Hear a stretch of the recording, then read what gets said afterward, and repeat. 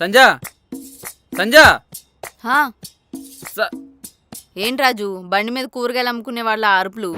నా ఛార్జర్ కనిపించట్లేదు, ఏం చేసావు? నేనే తీసాను. బయట బట్టలు ఆరేయడానికి తాడు లేదంటే ఛార్జర్ కట్టాను. ఎటకారమా? మరి లేకపోతే ఏంటి రాజు, పక్కింటి కవిత గారు ఇచ్చిన కళాఖండ్ మిస్ అయిందని నేను ఏడుస్తుంటే. మిస్ అయిందా? ఈ మధ్య మన ఇంట్లో వస్తువులన్నీ మిస్ అవుతున్నాయి. మార్నింగ్ మార్నింగ్ నా ఎయిర్పోర్ట్స్ కూడా మిస్ అయ్యి తెలుసా? అవును, వస్తువులన్నీ కనిపించకుండా పోతున్నాయి. నాకెందుకో మన చారునే తీసిందని డౌట్గా ఉంది. మార్నింగ్ మార్నింగ్ ఎయిర్పోర్ట్స్ మిస్ అయ్యని చెప్పానా? ఫస్ట్ చారునే చూసా.